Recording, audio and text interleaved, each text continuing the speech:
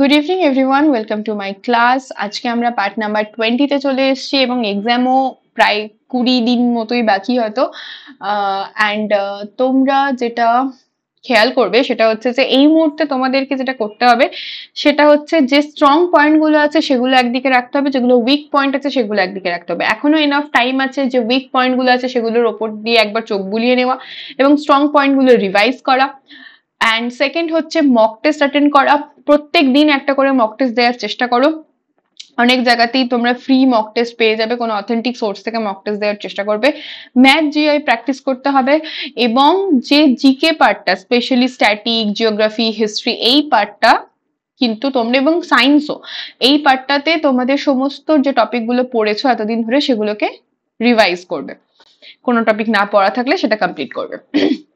তো first question কি আছে দেখা যাক। ফার্স্ট কোয়েশ্চেন হচ্ছে, which article of the constitution prescribe the duties of the comptroller and auditor general? ক্যাগের কর্তব্য নির্ধারণ করা হয়েছে কোন অনুচ্ছেদে? আর্টিকেল নাম্বার 146, 147, 148 নাকি 149? ক্যাগের ডিউটি সম্পর্কে জিজ্ঞেস করেছে। ক্যাগের ডিউটি হচ্ছে 149 এ রয়েছে। 148 এ কি রয়েছে? 148 এ যে এস্টাবলিশমেন্টের কথা বলা হয়েছে, যে একটা তোমার ক্যাগের একটা অফিস থাকবে যেটা হচ্ছে তোমার প্রেসিডেন্টের দ্বারা অ্যাপয়েন্ট হবে। এগুলো আমরা অলরেডি পড়েছি। এখানে যদি দেখো 148 এ বলা হয়েছে যে অ্যাপয়েন্টমেন্ট এন্ড টার্মের কথা। প্রেসিডেন্ট অফ ইন্ডিয়া অ্যাপয়েন্ট করবে, টেনিওর 6 ইয়ার বা 65 ইয়ার্স এজ পর্যন্ত হবে।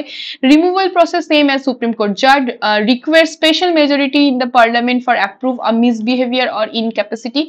যদি তাকে রিমুভ করতে হয় তাহলে স্পেশাল মেজরিটি দিয়ে রিমুভ করতে হবে। ওথ নেবেন এবং ওথ হচ্ছে তোমার কনস্টিটিউশনের সোভারেনিটি এবং ইন্টিগ্রিটি অফ ইন্ডিয়ার।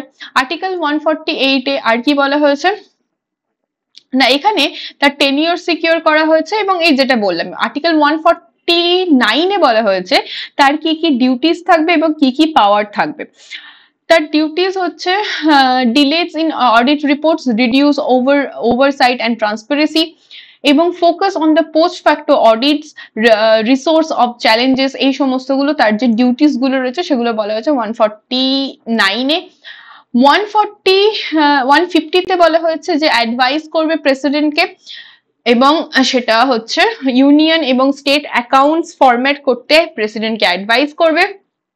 এবং 151 এ বলা হয়েছে অডিট রিপোর্ট প্রেসিডেন্টের কাছে জমা দেবে বা প্রেসিডেন্টকে রিপোর্ট করবে গিয়ে। ঠিক আছে, তো এখানে ক্যাগের যে রিপোর্টিং অথরিটি সেটা হচ্ছে প্রেসিডেন্ট এবং প্রেসিডেন্টই কিন্তু ক্যাগকে অ্যাপয়েন্টও করবে। প্রেজেন্ট ক্যাগ কে আছে? প্রেজেন্ট ক্যাগ হচ্ছে আমাদের শ্রী কে সঞ্জয় মূর্তি। এর আগে কে ছিলেন? এর আগে ছিলেন হচ্ছে জিসি মুর্মু, গিরিশচন্দ্র মুর্মু। তাকে রিপ্লেস করে এসেছে কে সঞ্জয় মূর্তি।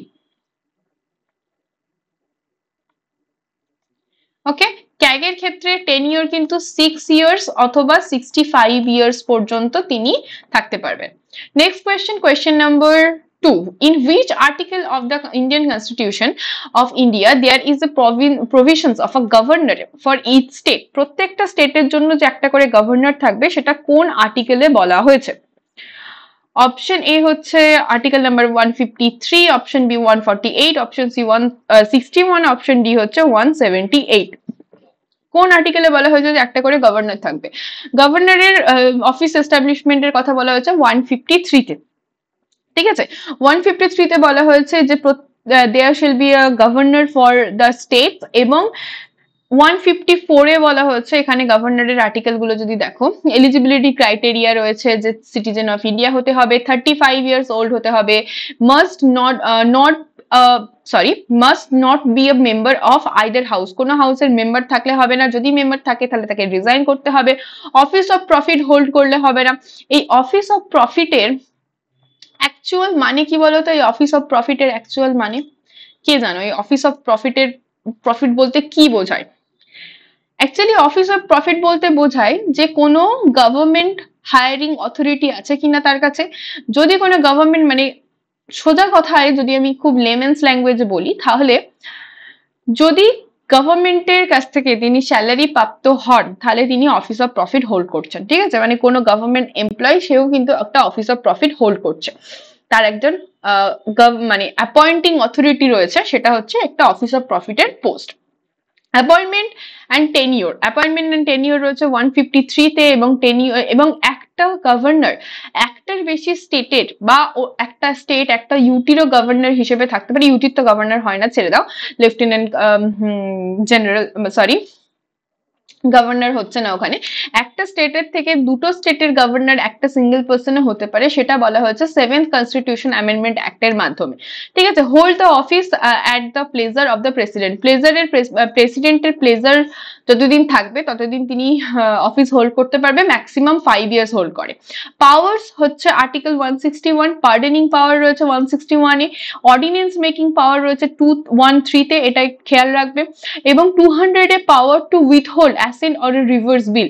এই যে আর্টিকেল 200, এখানে বলা হয়েছে যে গভর্নরের কাছেও পাওয়ার রয়েছে যে একটা বিলকে হোল্ড করে রাখার, সেই বিলটাতে অ্যাসেন্ট না দিয়ে সেটাকে হোল্ড করে রাখার।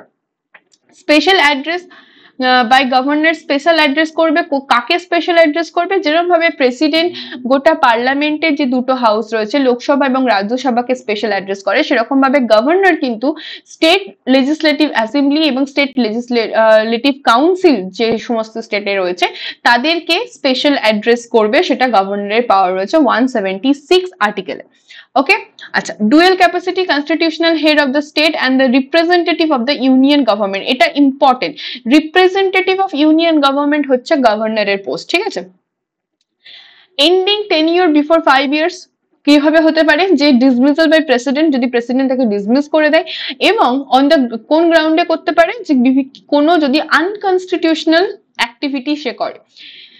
আর হচ্ছে resignation of the government. Responsibility, তিনি অ্যাপয়েন্ট করবেন চিফ মিনিস্টারকে, other minister, advocate general of state, member of state PSC, জাজ of high court and district court.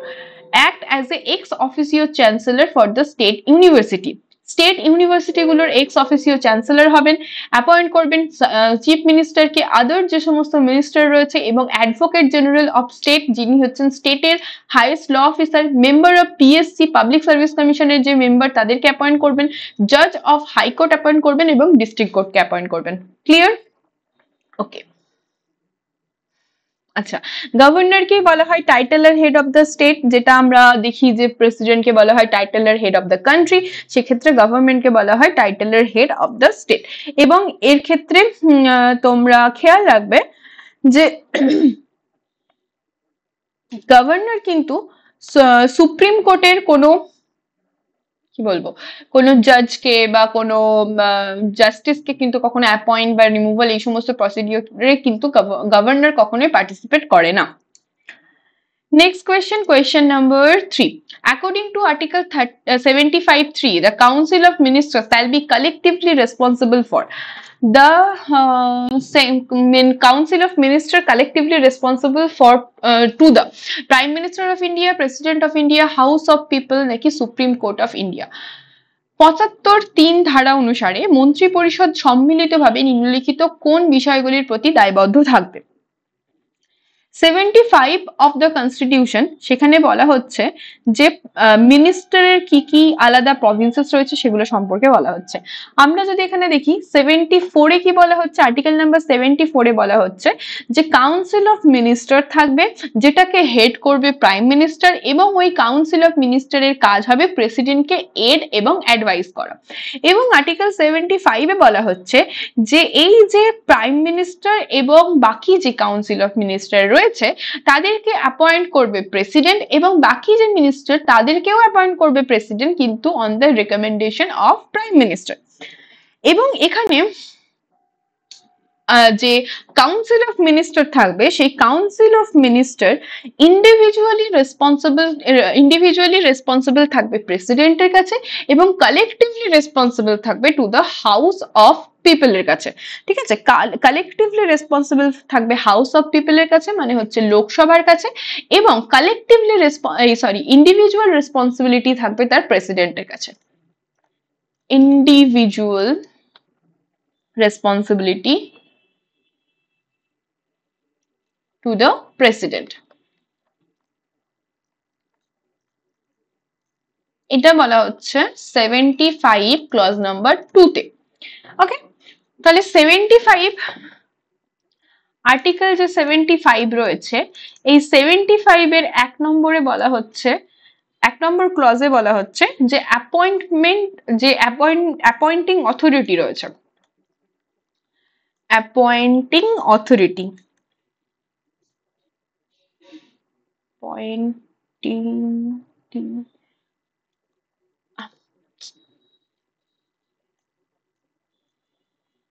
Authority, সেটা কে না, সেটা হচ্ছে প্রেসিডেন্ট।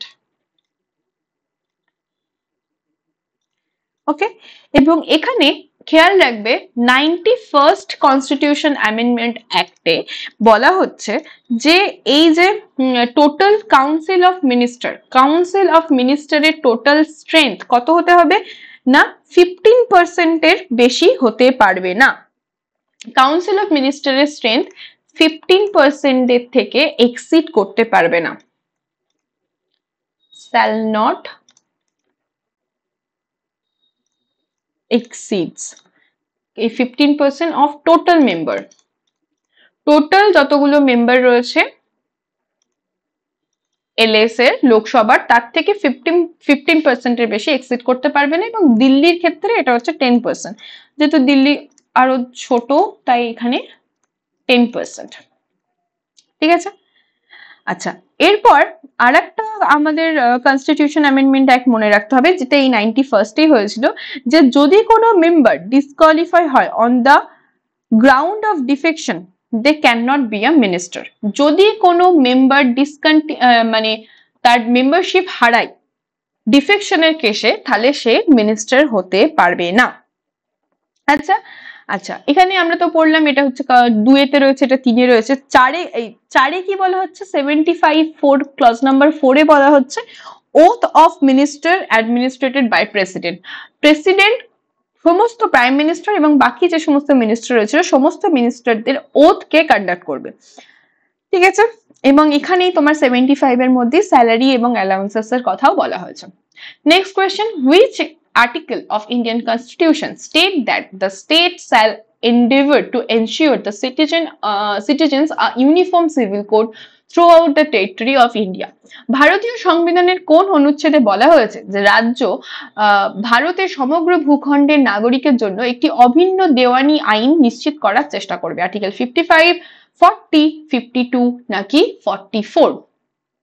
দেখো 55, 52 এইগুলো কোথায় রয়েছে? এগুলো তো রয়েছে প্রেসিডেন্টের আর্টিকেলে। 52 তে বলা হচ্ছে যে প্রেসিডেন্টের একটা অফিস থাকবে। 55 এ বলা হচ্ছে ম্যানার অফ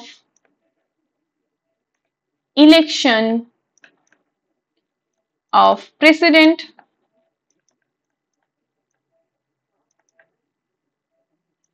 আর 54 এ বলছে there shall be a president of India. And এখানে ইউনিভার্সাল সিভিল কোড বা ইউসিসি বলা হয়েছে আর্টিকেল নাম্বার 44 এ। ইউসিসি কোথায়, কোন স্টেটে লাগু করা হয়েছে সেটা তোমরা কমেন্ট সেকশনে বলবে। আর আর্টিকেল নাম্বার 40 তে কি রয়েছে?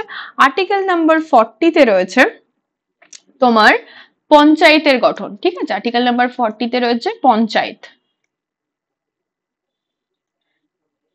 ঠিক আছে, এখানে বলা হয়েছে যে স্টেট ভিলেজ লেভেলে, একদম গ্রাসরুট লেভেলে পাওয়ারকে ডিস্ট্রিবিউট করার জন্য পঞ্চায়েত এস্টাবলিশ করবে। এবং পঞ্চায়েত কোন কোন অ্যামেন্ডমেন্টের মাধ্যমে পঞ্চায়েত এবং মিউনিসিপ্যালিটি এস্টাবলিশ করা হয়েছিল সেটা তোমরা কমেন্ট সেকশনে জানাবে। Next question, question number 5. Which article of the Constitution of India empowers a High Court to issue a writ? ভারতীয় সংবিধানের কোন ধারাটি হাইকোর্টকে রিট জারি করার ক্ষমতা দেয়? আর্টিকেল 132, আর্টিকেল 226, আর্টিকেল 143 নাকি আর্টিকেল 32? খেয়াল রাখবে এখানে বলেছে হাইকোর্ট, হাইকোর্টকে ক্ষমতা দেয় রিট জারি করার। হাইকোর্টকে ক্ষমতা দেয় রিট জারি করার যেটা হচ্ছে আর্টিকেল নাম্বার 226 এ রয়েছে। রিট কত টাইপের রয়েছে? রিট রয়েছে আমাদের 5টা টাইপের। কি কি? একটা হচ্ছে হিবিয়াস কর্পাস, তারপর হচ্ছে ম্যান্ডামাস, তারপর হচ্ছে কুও ওয়ারেন্টো, তারপর প্রহিবিশন, তারপর হচ্ছে সার্সিডিয়ারি। হিবিয়াস কর্পাস মানে কি? হিবিয়াস কর্পাস মানে হচ্ছে to have the body, to have the body of. to have the body of, okay, এবং এটার পারপাস কি না direct the release of a person detain unlawfully. যদি কোনো পারসনকে আনলফুলি ডিটেন করা হয় তাহলে তার এগেনস্টে আমরা হিবিয়াস আমরা নয় সরি সুপ্রিম কোর্ট বা হাইকোর্ট সেক্ষেত্রে হিবিয়াস কর্পাস জারি করতে পারে। পাবলিক অথরিটি এবং প্রাইভেট অথরিটি দুটোর ক্ষেত্রেই কিন্তু হিবিয়াস কর্পাস জারি করা যেতে পারে। কোথায় ইউজ করা যাবে না, যদি কোনো লফুল ডিটেনশন হয়, কেউ কিছু ক্রাইম করেছে, কোনো একটা ল এর মধ্যে তাকে ডিটেন করা হয়েছে, তাহলে এখানে জারি করা যাবে না। Proceeding concern contempt of court, যদি কোনো কন্টেম্পট অফ কোর্টের প্রসিডিং হয় তাহলে সেক্ষেত্রে জারি করা যাবে না। Detention outside the court jurisdiction, যদি কোর্ট জুরিসডিকশনের বাইরে কোথাও ডিটেন করা হয় তাহলে সেক্ষেত্রেও কিন্তু হিবিয়াস কর্পাস জারি করা যাবে না। মানে এইটার মানে কি যে ধরো আমরা যদি সুপ্রিম কোর্টের জুরিসডিকশন বলি, তো সুপ্রিম কোর্টের জুরিসডিকশনের মধ্যে অল ওভার ইন্ডিয়া পড়ছে, তার ইন্ডিয়ান টেরিটরি এবং মানে স্টেটস এবং ইউনিয়ন টেরিটরি সবকিছু পড়ছে। যদি ইন্ডিয়ার বাইরে কাউকে কেউ ডিটেন করে তো সেক্ষেত্রে তো সেটা সুপ্রিম কোর্ট বা হাইকোর্ট কারো জুরিসডিকশনের আন্ডারেই পড়ছে না। তাহলে যদি কোর্টের জুরিসডিকশনের বাইরে কাউকে অ্যারেস্ট করা হয় সেক্ষেত্রে কিন্তু হিবিয়াস কর্পাস জারি করতে পারবে না। ম্যান্ডামাস কথার মানে হচ্ছে উই কমান্ড। ম্যান্ডামাস কথার মানে হচ্ছে উই কমান্ড, ঠিক আছে। এখানে direct a public authority to do it's duty, যদি কোনো পাবলিক অথরিটি তার ডিউটি করতে মানা করে দেয়, ধরো তোমার এলাকাতে কিছু একটা সমস্যা হচ্ছে, ঠিক আছে, তুমি সেই সমস্যাটা নিয়ে কোনো একটা পাবলিক অফিসে গেলে, ধরো সাপোজ আমি এক্সাম্পল দিচ্ছি যে তুমি ব্লকে গেলে বা যে কোনো প্রাইভেট অফিসে গেলে, তো সেখানে যদি সেই পার্সনটা তার ডিউটি করতে বারণ করে দেয় যে আমি এটা করতে পারবো না বা করতে গেলে আমাকে তুমি কিছু খাওয়াও টাও, এই সমস্ত কথাবার্তা যদি সে বলে তাহলে সেক্ষেত্রে কিন্তু তার এগেনস্টে রিট অফ ম্যান্ডামাস জারি হতে পারে, যেখানে একটা কোনো public body, cooperation and inferior court, tribunal or the government. Inferior court মানে ধরো এখানে একটা ডিস্ট্রিক্ট কোর্ট আছে, সেই ডিস্ট্রিক্ট কোর্টে তার যে ডিউটি সেটা পারফর্ম করছে না, তখন হায়ার কোনো একটা অথরিটি, যদি ডিস্ট্রিক্ট কোর্টের হায়ার কি আছে, হাইকোর্ট আছে বা সুপ্রিম কোর্ট আছে, সেই অথরিটি কিন্তু এই ডিস্ট্রিক্ট কোর্টকে এই রিট অফ ম্যান্ডামাস জারি করতে পারে। কার এগেনস্টে করা যায় না, কোনো প্রাইভেট ইন্ডিভিজুয়ালের এগেনস্টে করা যাবে না, খেয়াল রাখো। ওকে, এটা দিয়ে হবে না, লেজার দিয়ে হবে না। কোনো প্রাইভেট ইন্ডিভিজুয়াল বডির এগেনস্টে করা যাবে না। কোনো যে সমস্ত কন্ট্রাকচুয়াল অব্লিগেশন রয়েছে সেক্ষেত্রে করা যাবে না। President, governor, HC acting is a judicial ক্যাপাসিটির এগেনস্টে কিন্তু কখনোই ম্যান্ডামাস জারি করা যাবে না। কুও ওয়ারেন্টো মানে কি? কুও ওয়ারেন্টো মানে হচ্ছে বাই হোয়াট অথরিটি, কিসনে, মানে ব্যাপারটা হচ্ছে কিসনে বলা, ऐसे कैसे हो सकता है, তো এরকম মানে কে কোন অথরিটিতে কোন অকাদে এই কাজটা করছে, এরকম যে আমরা কথায় কথায় বলি না, সেটা হচ্ছে কুও ওয়ারেন্টো।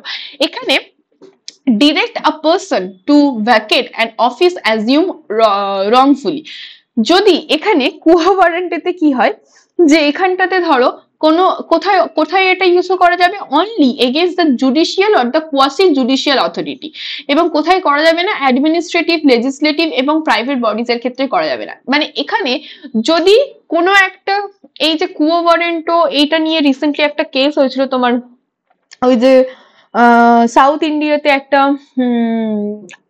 আশ্রমের মধ্যে একটা রায় দিয়েছিল ওখানকার হাইকোর্ট, তারপর সুপ্রিম কোর্ট রিট জারি করে কুও ওয়ারেন্টও করে দিয়েছে, মানে কোন অথরিটিতে তুমি এই রায়টা দিচ্ছ আর কি।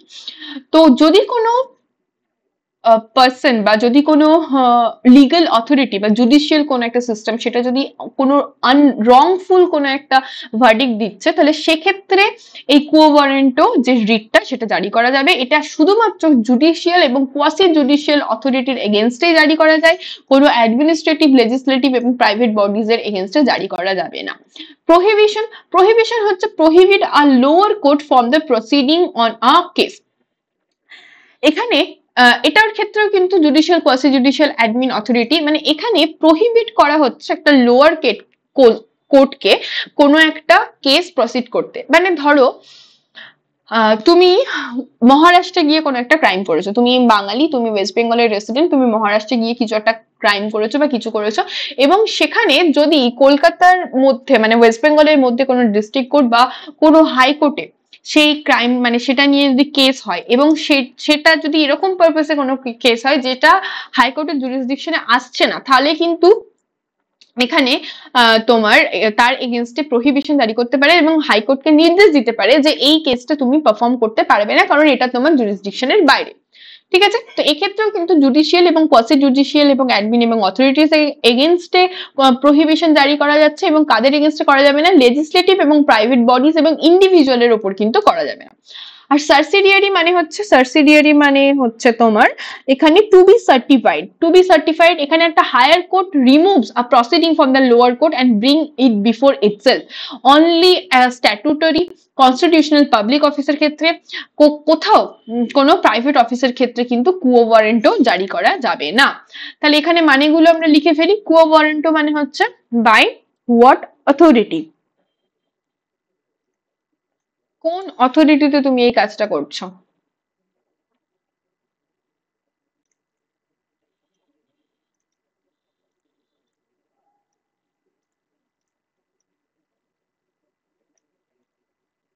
ওকে, প্রহিবিশন মানে হচ্ছে তোমার টু ফরবিট,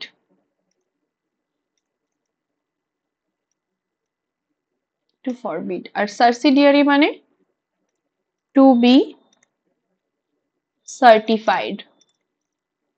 আচ্ছা, এইবার খেয়াল করো, এখানে আর্টিকেল 32 তে বলা হচ্ছে supreme court can issue writ.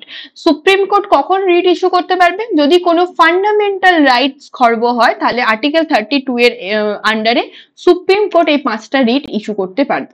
R article 226 এর মধ্যে হাইকোর্ট রিট ইস্যু করতে পারবে, শুধুমাত্র ফান্ডামেন্টাল রাইটস এর ক্ষেত্রেই নয়, যে কোনো লিগাল রাইটস এর এগেনস্টেও কিন্তু রিট ইস্যু করতে পারবে।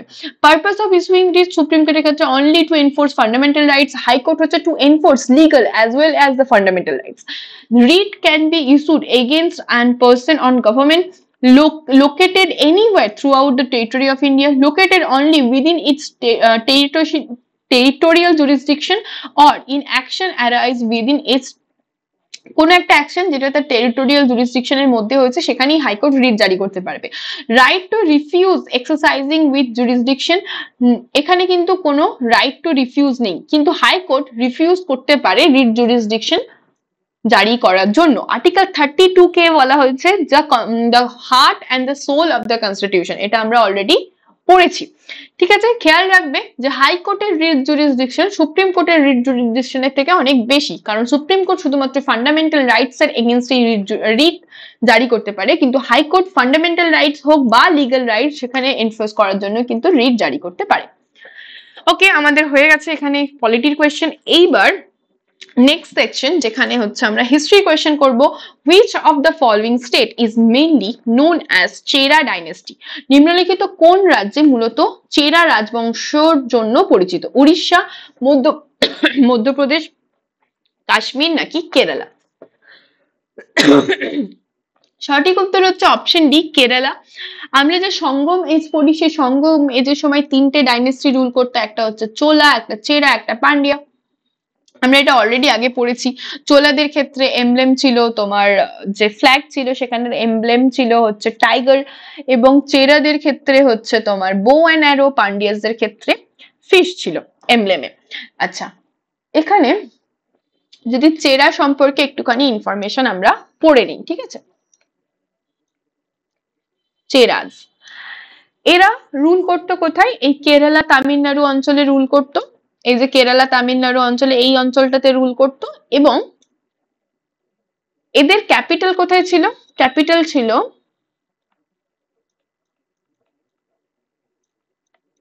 ভাঞ্জি। ঠিক আছে, অনেক জায়গায় কিন্তু কারকুরও লেখা আছে, কারকুর বলছি, কারুরও লেখা আছে। ঠিক আছে, আচ্ছা, এদের পোর্ট সিটি গুলো মনে রাখবে। পোর্ট সিটি হচ্ছে টন্ডি, অ্যান্ড হচ্ছে মুচিরিস, ঠিক আছে। এই দুটো হচ্ছে পোর্ট সিটি এমব্লেম। তো বোয়েন আর ও আগের ইয়েতেই দেখলে। এবং এখানে তারা হচ্ছে তোমার এখানে আর আর সেরকম কিছু মনে রাখবে না, যে এটাই রাখবে যে তারা রোমানদের সাথেও ট্রেড করতো, রোমানদের সাথেও ট্রেড করতো। Okay, next question, question number 7. What was the Kurram under the Chola empire? Kurram কি ছিল চোলা এম্পায়ারের মধ্যে? টাউন ছিল, ডিস্ট্রিক্ট ছিল, প্রভিন্স ছিল, নাকি গ্রুপ অফ ভিলেজ ছিল? কুররাম হচ্ছে option D, group of village. চোলার টাইমে, যে আর্লি চোলার টাইম ছিল, সেই টাইমে যে তোমার গ্রুপ অফ ভিলেজ, তাদেরকে বলা হতো কুররাম। ওকে, এবং এই টাইমে খেয়াল রাখবে, এই যে সঙ্গম এজের টাইমে, এই টাইমে ল্যান্ড গুলোকে না 5টা ভাগে ভাগ করেছিল, ঠিক আছে। একটা জায়গায়, মানে এই যে নিচের পার্টটা, এই নিচের পার্টটাতে 5টা মানে ডিভিশনে ডিভাইড করা ছিল। এবং এগুলোকে বলা হতো, সরি, এগুলোকে বলা হতো থিনাই, থিনাই বলা হতো এগুলোকে। এবং এই যে থিনাইয়ের যে চিফ হতো, এই থিনাইয়ের যে চিফ, তাদেরকে বলা হতো মুভেন্ডার, মুভেন্ডার। অনেক জায়গায় ছবিটা দেখে থাকবে, এইরকম ভাবে 5টা পোর্শনে ভাগ করা ছিল, 2 3 1 2 3 4 5। একদম বাইরের যে পার্টটা, সেটা সেখানটাতে হচ্ছে তোমার হান্টিং, না সরি, একদম বাইরের যে পার্টটা, সেটা একদম উপকূলবর্তী অঞ্চল। সেই জায়গাটাতে লোকে ফিশিং করতো এবং সল্ট কালেক্ট করতো, fishing and salt salt collection. এই যে এটা 1 নম্বর, এটা 2 নম্বর। সেকেন্ড পার্টটাতে কি করতো না, এখানে এগ্রিকালচার করতো, এখানটাতে এগ্রিকালচার করতো। একদম উপকূলবর্তীতে তো নোনা জল, সেখানে তো এগ্রিকালচার হবে না। এটা হচ্ছে 3 নম্বর। 3 নম্বরে একটু তোমার কি বলবো, এখানে লোকজন বন জঙ্গল থাকতে অ্যানিমাল হাজবেন্ডারি করতো।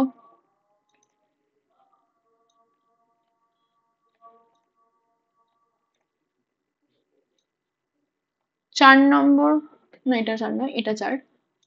4 নম্বর, এখানটাতে তোমার লোকজন ক্যাটেল এবং প্লান্ডারিং করতো।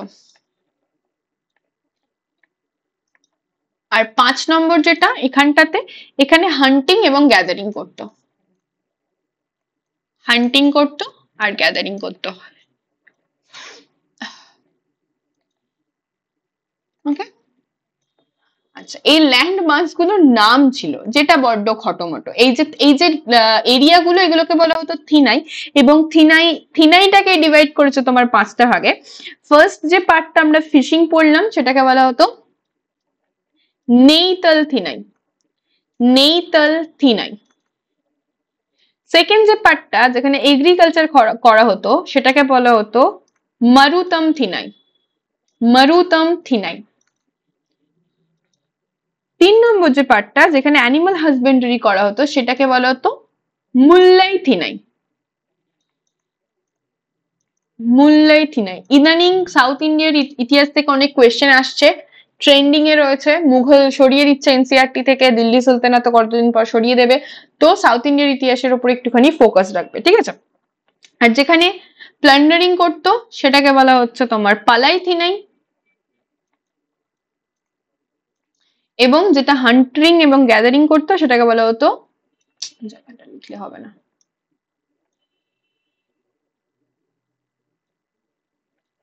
সেটাকে কি বলা হতো, সেটাকে বলা হতো তোমার কুরিঞ্চি থিনাই। দেখো একটা জিনিস খেয়াল করো, এখানটা হচ্ছে তোমার নেইতাল থিনাই, নেইতালি হচ্ছে ফিশ এবং সল্ট কাল্টিভেশন করছে, ঠিক আছে। এগ্রিকালচারের নাম হচ্ছে মুরুতাম থিনাই, মুরুতাম, কিছু একটা রিলেট করে মনে রাখতে হবে। অ্যানিমাল হাজবেন্ডারি মুল্লাই থিনাই, প্লান্ডারিং যেখানে হচ্ছে পালাই থিনাই, এবং হান্টিং এবং গ্যাদারিং যেটা হচ্ছে কুরিচি থিনাই, কুরিঞ্চি থিনাই। ঠিক আছে, খেয়াল রাখবে এখানে। ওকে, আচ্ছা, এরপরে চোলাদের সম্পর্কে আর কি মনে রাখতে হবে? চোলাদের সম্পর্কে, এটা হচ্ছে তোমার আর্লি চোলা, ঠিক আছে। এই আর্লি চোলা এদের হচ্ছে তোমার নর্দার্ন টু পান্ডিয়াসদের থাকতো এবং পেন্নার এবং ভেলার রিভারের মাঝখানে এই যে তোমার জায়গাটা দেখছো, এই যে জায়গাটা দেখছো, পান্ডিয়াদের নর্দার্ন সাইডে এবং চেরাদের থেকে ইস্টার্ন সাইডে অবস্থান করতো। লোকেশনটা মনে রাখবে, পান্ডিয়াসদের থেকে নর্দার্ন সাইডে, চেরাদের ইস্টার্ন সাইডে, নর্থ ইস্ট সাইডে থাকতো হচ্ছে তোমার চোলারা। এবং সরি, এটা তো পড়লাম। আচ্ছা, চোলা সম্পর্কে আর কি মনে রাখতে হবে? চোলাদের সম্পর্কে আমরা পরে আবার একটা চোলা দেখতে পাবো, যেটা হচ্ছে লেটার চোলা, সেই জায়গাটাতে আমি যাচ্ছি না। আচ্ছা, এখানটাতে এমব্লেম টেমব্লেম তো আগে আমরা পড়ে নিয়েছি। যদি এখানে গ্রেটেস্ট রুলার বলা হয় তাহলে হচ্ছে কারিকাল, ঠিক আছে? কারিকাল হচ্ছে লেটেস্ট রুলার যিনি হচ্ছে ব্যাটেল অফ ভেন্নি লড়েছিল, এবং যেখানে চেরা এবং পান্ডিয়াসদের মধ্যে, চোলা চেরা পান্ডিয়াসদের মধ্যে যুদ্ধ হয়েছিল এবং চোলারা জিতেছিল, এবং যেটা হচ্ছে ব্যাটেল অফ ভেন্নি। এখানে যে সোসাইটি ছিল এই টাইম পিরিয়ডের, যে সোসাইটি, সেটা তিনটে ক্লাসে ডিভাইড ছিল, অ্যাকচুয়ালি চারটে ক্লাসে ডিভাইড ছিল। চারটে ক্লাসে ডিভাইড ছিল। কি কি চারটে ক্লাসে ডিভাইড ছিল? এক নম্বর হচ্ছে রুলিং ক্লাস, দু নম্বর হচ্ছে রিচ ক্লাস, তিন নম্বর হচ্ছে লোয়ার ক্লাস, আর চার নম্বর বলতে পারো তোমরা হচ্ছে ট্রেডার্স। অনেক জায়গায় তিনটে ক্লাসও দেওয়া আছে, ঠিক আছে? ট্রেডার্স এরকে আলাদা করে বলা হয়েছে। রুলিং ক্লাসদের বলা হতো আরাসার, রিচ ক্লাসদের বলা হতো ভেল্লালার। এই কোয়েশ্চেনটা আমি অনেক এক্সামে দেখেছি, মকেও দেখেছি। লোয়ার ক্লাসদের বলা হতো কাদাইসিয়ার, এবং ট্রেডার্সদের বলা হতো ভাইসিয়ার। এই যে কাদাইসিয়ার বা কাদাইসিয়ার, এটা আর কাদাইসিয়ার বাংলাতে লিখে দেবো।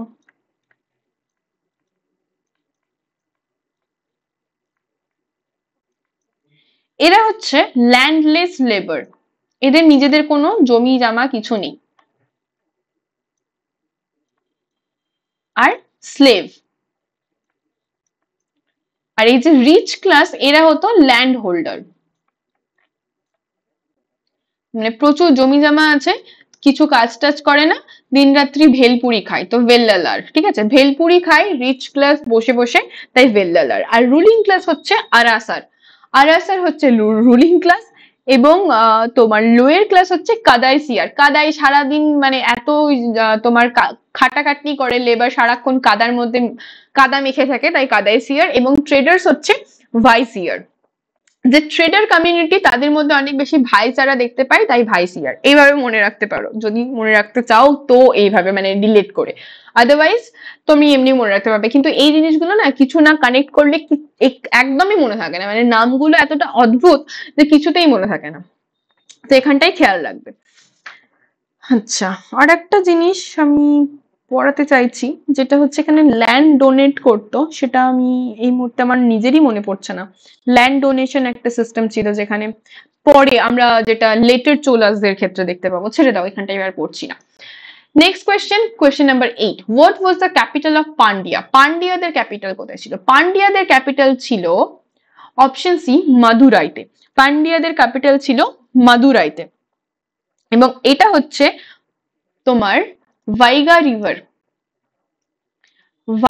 রিভারের ব্যাংকে লোকেটেড ছিল। ওকে, আচ্ছা। এবং খেয়াল করবে এদের যে পোর্ট সিটি ছিল, পান্ডিয়াদের যে পোর্ট সিটি ছিল, সেটা হচ্ছে তোমার করকাই। পান্ডিয়াদের পোর্ট সিটি হচ্ছে করকাই। Next question. আর পুহার হচ্ছে তোমার, এটা অল্টারনেট ক্যাপিটাল ছিল চোলাদের। চোলাদের অল্টারনেট ক্যাপিটাল ছিল পুহার, যেটা পরবর্তীকালে কাবেরী পট্টনম নামে পরিচিত হবে, ঠিক আছে? যেটা তোমার এই পুহার, এটা হচ্ছে চোলাদের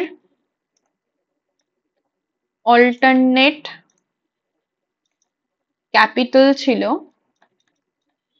যেটার পরবর্তীকালে নাম পাল্টে যাবে এবং নাম হয়ে যাবে কাবেরী পট্টনম। এই নামটা কে দেবে? এটা হচ্ছে বিল্ড বাই কারিকল। হ্যাঁ, এবং এটা হচ্ছে তোমার একটা পোর্ট সিটিও ছিল চোলাদের ক্ষেত্রে। চোলাদের আর্লি ক্যাপিটাল কোথায় ছিল? আর্লি ক্যাপিটাল অফ চোলা, এটা হচ্ছে তোমার উরায়ুর। আচ্ছা, খেয়াল রাখবে পান্ডিয়াসরা হচ্ছে তোমার পার্লের জন্য খুব বিখ্যাত ছিল। এই যে মাদুরাই, এখানে তোমার পার্ল পাওয়া যেত এবং এরা পার্লের জন্য খুব বিখ্যাত ছিল এবং পার্লের ট্রেড করত মুক্ত। পার্ল ক্যাপিটাল অফ ইন্ডিয়া কোথায়, কাকে বলা হয়? পার্ল ফিশিং এখন মানে in present day pearl fishing ও কিন্তু তোমার তামিলনাড়ু অঞ্চলে হয়, যেটা হচ্ছে তুতিকুরিন যে পোর্টটা রয়েছে সেখান থেকেও কিন্তু পার্ল এক্সপোর্ট করা হয়।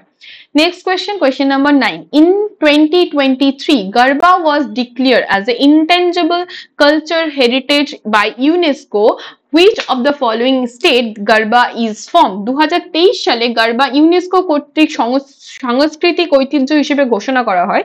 গারবা কোন স্টেটের সাথে সম্পর্কিত? ভালো কোয়েশ্চেন এবং সহজ question, most important. Kerala, Assam, West Bengal নাকি গুজরাট? গারবা, গারবা হচ্ছে অপশন ডি, গুজরাটের সঙ্গে সম্পর্কিত। এবং এই টাইমে মোদিজি একটা গানও লিখেছিলেন মাডি মাডি বলে, গারবা সং, যেটাও তোমার কারেন্ট অ্যাফেয়ার্সে আমরা পড়েছিলাম। আচ্ছা, ইনটেঞ্জেবল যে কালচারাল হেরিটেজ, এখানে আর একটা ডান্স খেয়াল রাখবে যেটা হচ্ছে কালবেলিয়া ডান্স, সেটাও কিন্তু তোমার এই ইনটেঞ্জেবল কালচারাল হেরিটেজ বা ইউনেস্কোর লিস্টের মধ্যে রয়েছে, যেটা তোমার রাজস্থানে। কালবেলিয়া, কালবেলিয়া রাজস্থান, যেটাকে বলা হয় স্নেক ডান্স। এখানকার যে স্নেক কমিউনিটি আছে তারা এই ডান্সটা পারফর্ম করে, ব্ল্যাক কালারের ঘাগরা পরে, এবং এখানে একজনের নাম মনে রাখবে যেটা হচ্ছে গুলাবো, গুলাবো, গুবালো লিখছি আমি, বোঝো। গুলাবো আলিয়া ভাটওয়ালা গুলাবো না, গুলাবো সাপেরা, গুলাবো সাপেরা। এবং এটাও কিন্তু ইউনেস্কোর ইনট্যাঞ্জেবল কালচারাল হেরিটেজের মধ্যে লিস্টেড আছে, ঠিক আছে। আচ্ছা, এখানে আসামের ফোক ডান্স আমি অনেকবার বলেছি, আমি আর আসামের কথা বলবো না। ওয়েস্ট বেঙ্গলের ফোক ডান্স সেরকম কিছু নেই, ওই তোমার গম্ভীরা, ছৌ ডান্স, এই দুটোই মনে রাখবে, এর থেকে বেশি আর কিছু কোয়েশ্চেন আসে না। আচ্ছা, এখানে যেটা বলবো সেটা হচ্ছে তোমার, আমার মনে হয় ছত্তিশগড়ের ফোক ডান্স সম্পর্কে একটু আলোচনা করা হয়নি। ছত্তিশগড়, মহারাষ্ট্র, এগুলোর ফোক ডান্স সম্পর্কে আলোচনা করা হয়নি। আচ্ছা, কেরালার ফোক ডান্স, এখানে কিন্তু খেয়াল রাখবে যে কেরালাতে হচ্ছে যে ডান্স গুলো আছে সবের পাশে না আট্টাম আছে, কেরালার যে ফোক ডান্স গুলো, যেমন হচ্ছে কলিয়াট্টম, কোদিয়াট্টম, কানিয়াট্টম,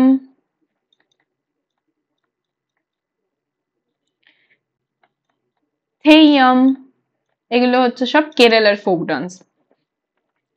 আর গুজরাটের তোমার গরবা ছাড়া আর কি আছে? গুজরাটে গরবা ছাড়া আছে ডান্ডিয়া, তারপর হচ্ছে ভাওয়াই, টিপ্পনি, হুডো, টিপ্পনি, হুডো, তারপর হচ্ছে তোমার ডান্ডিয়া,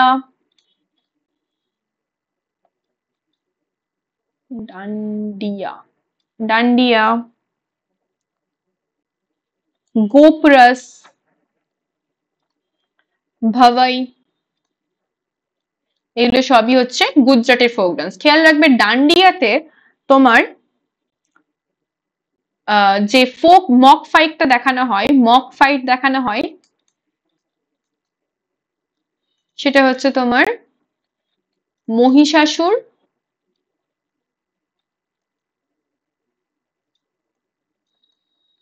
আর দুর্গার মধ্যে মক ফাইট দেখানো হয়, ঠিক আছে। নেক্সট আমি যেটা বলছিলাম যেটা হচ্ছে ছত্তিশগড়ের ফোক ডান্স।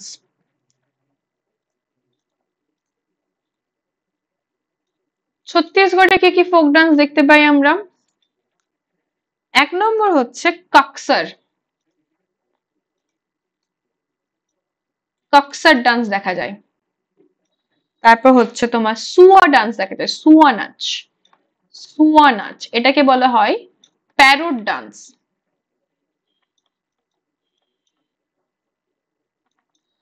তারপর হচ্ছে তোমার কর্মা নাচ, তারপর গেন্ডি,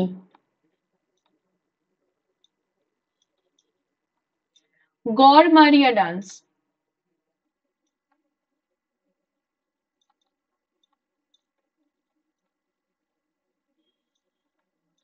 পন্থী ডান্স, পন্থী এটা ইম্পর্টেন্ট, পন্থী, ঝুমার ডান্স এবং স্যালা ডান্স, স্যালা।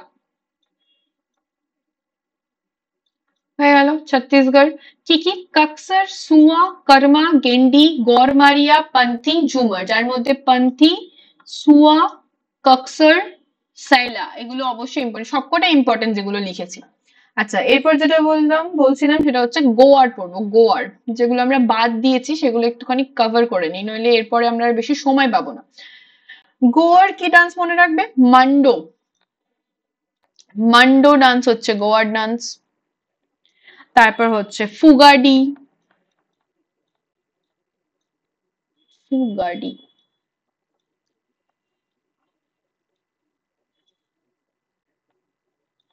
ফুগাডি ডান্স। তারপর হচ্ছে তোমার তরঙ্গ মিল ডান্স, তরঙ্গ মিল ডান্স। তারপর হচ্ছে সাউ যাও ডান্স।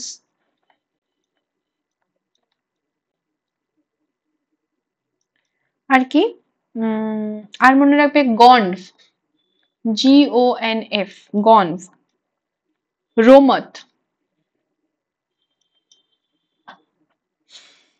মান্ডু তো বলে দিয়েছি, ফুগাডি, তরঙ্গ মিল, সাউজাও, গন, রোমত। ঠিক আছে, এইগুলো মনে রাখলেই হবে। আচ্ছা, এই ফুগাডি ডান্স এটা গণেশ চতুর্থীর সময় সেলিব্রেট মানে পারফর্ম করা হয়। এরপর আর একটা কোন স্টেট বললাম? বিহার তো অলরেডি আগে বলে দিয়েছি। ঠিক আছে, জম্মু কাশ্মীরটা লিখে দিই এখানে।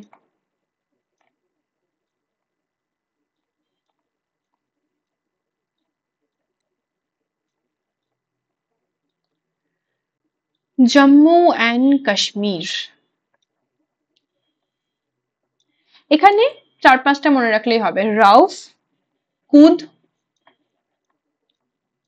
তারপর হচ্ছে তোমার হিকত,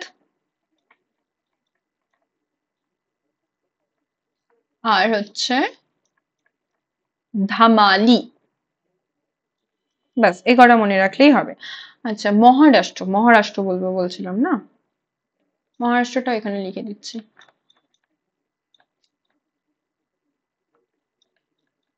এগুলো জাস্ট রিক্যাপ করা, আই হোপ তোমরা এগুলো পড়েইছো কখনো না কখনো। মহারাষ্ট্র হচ্ছে Koli dance,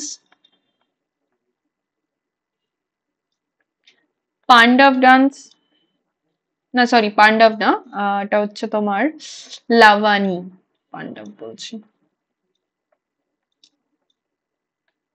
লাভানি dance, lezim dance, মৌনি ডান্স, মৌনি রয়, মৌনি ডান্স, নাটক ডান্স, গাফা, গাফা ডান্স। বাস এগুলো মনে রাখলেই হবে। Next question. আচ্ছা, এই যে আমরা যখন কর্ণাটকাতে পড়ছিলাম না, এই সরি কেরালাতে পড়ছিলাম না সব আট্টু আট্টু, এখানে একটা নোট দিয়ে রেখে দেবে, যেটা হচ্ছে আলু আট্টু বলে একটা ডান্স আছে, আলু আট্টু, যেটা হচ্ছে তোমার নাগাল্যান্ডের সাথে সম্পর্কিত। এটা এটা না গুলিয়ে যায়, আট্টু আট্টু পড়ি তো দিয়ে তারপর কেরালার সাথেই সব মেরে দিই। নাগাল্যান্ডে আরো আছে রেংমা আছে, ব্যাম্বু ডান্স আছে, বাটারফ্লাই ডান্স আছে, ছাঙ্গাই ডান্স আছে, কিন্তু এই আলু আট্টুটা মনে রাখবে, নামটা শুনে মনে হয় সাউথ ইন্ডিয়ান, কিন্তু এটা কিন্তু নাগাল্যান্ডের dance. Next question, question number 10. The 19th edition of Rajaji Trophy started in October 2024. Which of the following games is the Rajaji Trophy associated? Hockey, basketball, badminton নাকি ক্রিকেট? কোন গেমের সাথে Rajaji trophy associated? Rajaji trophy associated হচ্ছে option D ক্রিকেটের সাথে। ক্রিকেটের আর ট্রফির নাম বলো, আর কি কি ট্রফি মনে রাখতে হবে ক্রিকেটের জন্য? রাজাজি ট্রফি তো হয়ে গেল, এটাকে বলা হয় ন্যাশনাল চ্যাম্পিয়নশিপ ট্রফিও বলে, ন্যাশনাল চ্যাম্পিয়নশিপ ট্রফি।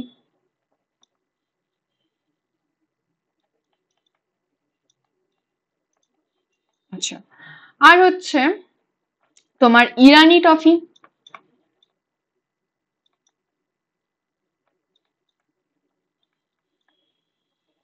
তারপর হচ্ছে দিলীপ ট্রফি,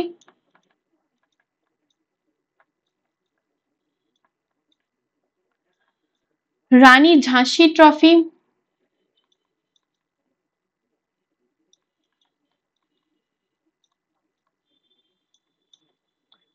তারপর হচ্ছে তোমার বিড়লা ট্রফি। বিড়লা ট্রফি হচ্ছে J K D Birla trophy.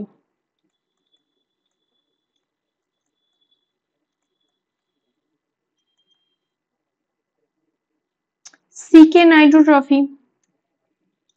এগুলো সবই হচ্ছে তোমার ক্রিকেটের সাথে অ্যাসোসিয়েটেড, মনে থাকবে। হকির সাথে অ্যাসোসিয়েটেড কি কি ট্রফির নাম মনে রাখবো? হকির সাথে অ্যাসোসিয়েটেড হচ্ছে তোমার আগা খান কাপ,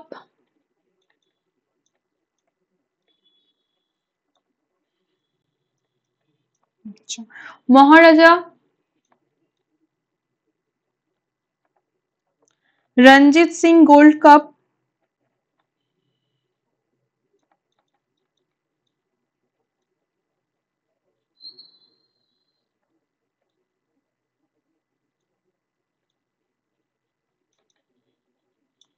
কাপই লিখছি আর গোল্ড কাপ লিখতে পারছি না। Lady Ratan Tata trophy, lady Ratan Tata trophy. আচ্ছা, তারপর হচ্ছে ধরো তোমার ধ্যানচাঁদ ট্রফি, হকির জাদুকর ধ্যানচাঁদকে বলা হতো। এটা ভুল হবে না, ধ্যানচাঁদ ট্রফিটা ভুল হবে না তোমাদের, ধ্যানচাঁদ ট্রফি। আচ্ছা, বিতন কাপ,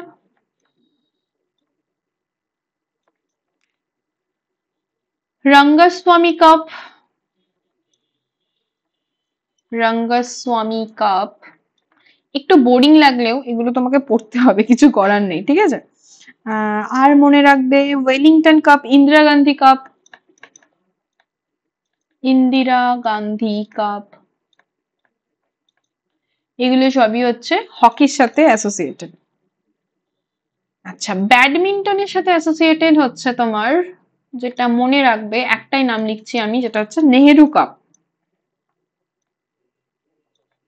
আর কি নেই? আরো আছে, আমার এখানে লেখার জায়গা নেই।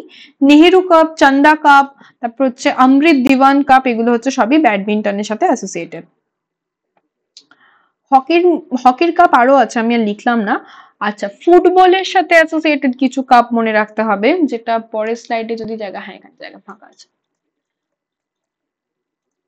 ফুটবলের সাথে অ্যাসোসিয়েটেড কিছু কাপের কথা মনে রাখতে হবে, যেটা হচ্ছে প্রথম হচ্ছে ডুরান্ট কাপ, এটা সবাই জানো।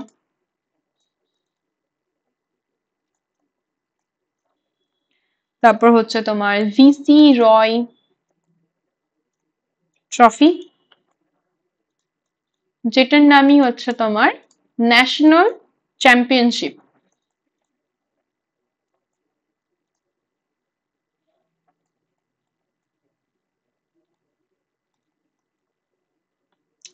তারপর হচ্ছে তোমার sir Ashutosh Mukherjee trophy, sir Ashutosh, Ashutosh A S H U T O S H, Ashutosh Mukherjee trophy.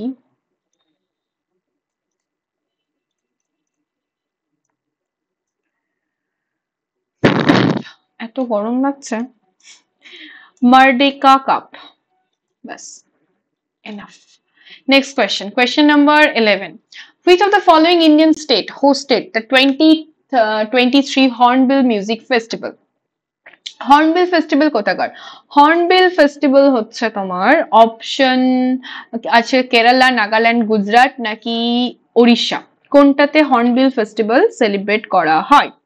Hornbill festival celebrate করা হয় নাগাল্যান্ডে, ঠিক আছে, যেটাকে ফেস্টিভ্যালস অফ ফেস্টিভ্যালস বলা হয়।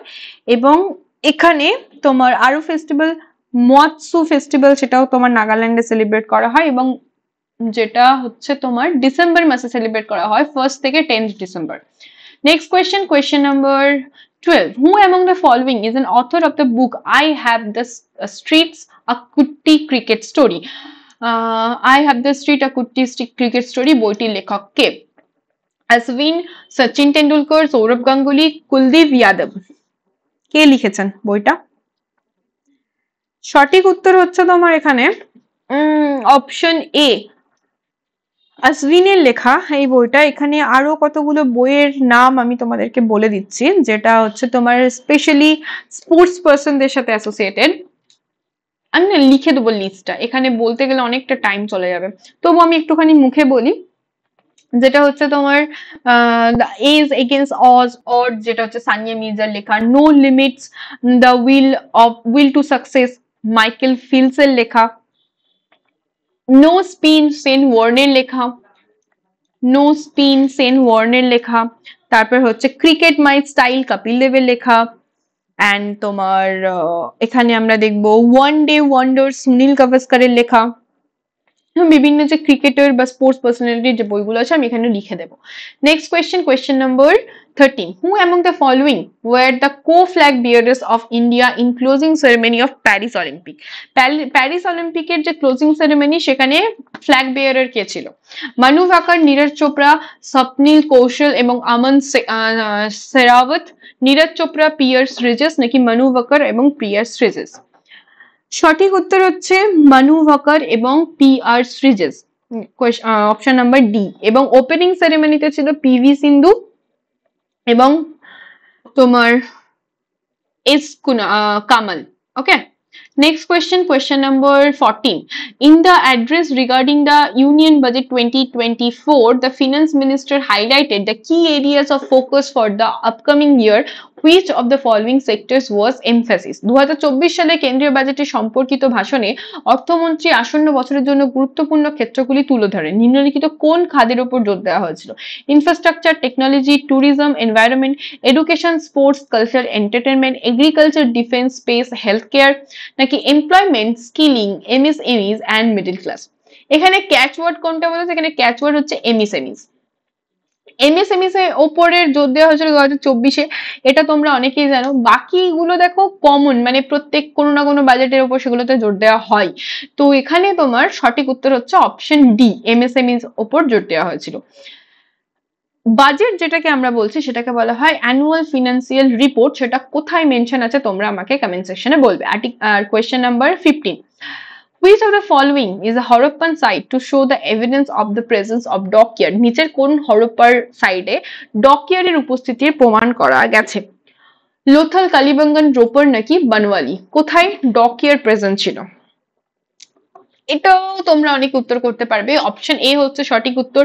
লোথাল হচ্ছে একটা এনশিয়েন্ট পোর্ট সিটি, যেটা হচ্ছে ইন্দাস ভ্যালি সিভিলাইজেশনের সময় একটা বন্দর ছিল, ঠিক আছে। এবং লোথাল কোথায় অবস্থিত? লোথাল হচ্ছে গুজরাটে অবস্থিত, যেটা এখানে লেখা নেই, আমি লিখে দিচ্ছি। যেটা হচ্ছে গুজরাটে অবস্থিত। এবং এটা কোন নদীর তীরে অবস্থিত? এটা হচ্ছে ভাগুয়া নদীর তীরে অবস্থিত। ওকে, কালীবঙ্গান, কালীবঙ্গান ঘড়ঘড়া নদীর তীরে অবস্থিত, রাজস্থানে। কালীবঙ্গান হচ্ছে রাজস্থানে। রোপার কোথায়? রোপার হচ্ছে তোমার রোপারের লোকেশনটা আমার এই মুহূর্তে মনে পড়ছে না, তোমাদের কারো জানা থাকলে একটু কমেন্ট সেকশনে জানিও। বনওয়ালি হচ্ছে হরিয়ানাতে এবং এটা ঘাঘর নদীর তীরে অবস্থিত, ঠিক আছে। আর রোপারে কিন্তু যেটা পাওয়া গেছে সেটা আমার মনে আছে, যেটা হচ্ছে তোমার এখানে ওভাল বুরিয়াল পিট দেখা গেছিল। বুরিয়াল উইথ ডগও এখানে দেখা গেছিল এবং ওভাল বুরিয়াল পিট, বুরিয়াল মানে কবর, ঠিক আছে। আচ্ছা, আর কি রইলো এখানে? কালীবঙ্গান। কালীবঙ্গানের থেকে ইম্পর্টেন্ট এটাই মনে রাখবে যেখানে 7 ফায়ার অল্টার পাওয়া গেছিল, 7টা ফায়ার অল্টার পাওয়া গেছিল।